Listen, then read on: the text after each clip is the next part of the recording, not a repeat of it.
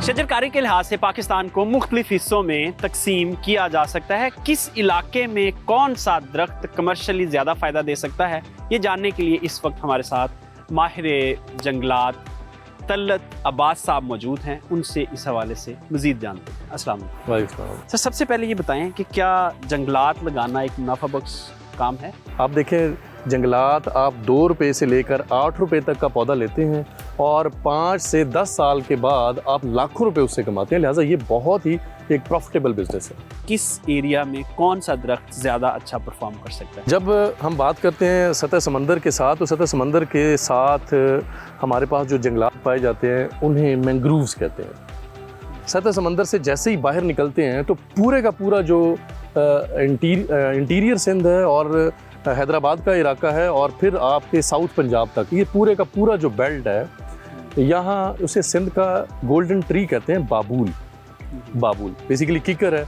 Locally Babul कहते हैं, और ये गोल्डन ट्री है पूरे सिंध का, और ये अब बहुत मुनाफाबख्श काम है। चलिए जी, ये अच्छा है। अब उससे आगे आ जाते हैं, सिंध से आगे चलते आप सिंध से बाहर निकलते हैं, आपका जो है वो साउथ पंजाब आता है। साउथ पंजाब की अगर हम जोनेशंस देखते हैं तो साउथ पंजाब का जो पोर्शन जो सिंध के साथ है, ये बेसिकली सब ट्रॉपिकल थॉर्न फॉरेस्ट कहलाता है। सब ट्रॉपिकल थॉर्न फॉरेस्ट वो है जिसमें ज़्यादातर जो स्पीशीज़ हैं, ज़्यादातर जो जंगलात हैं, वो कांटेदार पाए जाते हैं। सर, साउथ पंजाब में सफ़ेदा बहुत लग रहा है जबकि वो कांटेदार नहीं है। अभी बात ये कि पिछले कोई 1 साल से सफ़ेदा जो है वो किसी लेवल के ऊपर उसको जो है ना, उसकी जो लगाने की जो है ना, वो उसको रोका गया है, उसे कम किया गया है। बुनियादी तौर पे जो हमारी साउथ पंजाब की टोटल इंटायर लैंड है ना, वो सफ़ेदे को सपोर्ट करती है सिर्फ। क्यों कि वहाँ नीचे जो ज़ेरे ज़मीन जो पानी है वो वाटर लॉक्ड है।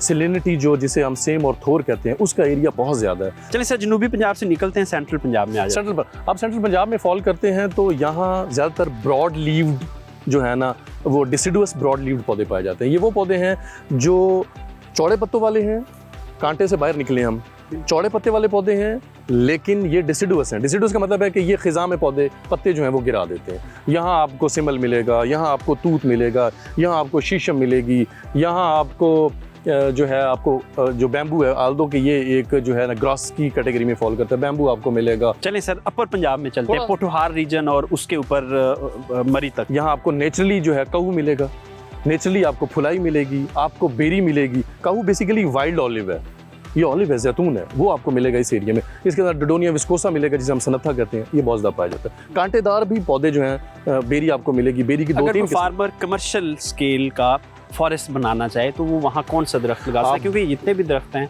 अगर ऑलिव को हम उसकी पैबंदकारी कर दें तो वो फ्रूट दे सकता है, वरना ये सारे बहुत स्लो प्रोसेस वाले हैं, ये जल्दी पैदावार नहीं देते। ऑलिव के अलावा आप फ्लाई लगाएं, बहुत अच्छा होगा। आप अल्बिडा लगाएं, बहुत अच्छी होगी। आप बेरी लगाएं, बहुत अच्छी होगी इस जोन के अंदर, ये बहुत अच्छी, आप इसके अंदर प्रॉफिट जो है वो कमाल। कुछ एरिया ऐसा है जहाँ सेम पाई जाती है, कुछ एरिया जो वहाँ की नेचुरल कह लें कि जो पॉन्ड्स बने हुए, पॉन्डेज बनी हुई है, उसके साथ का जो एरिया वाटर लॉर्ड एरिया, वहाँ आप यूकलिप्टस लगाएं।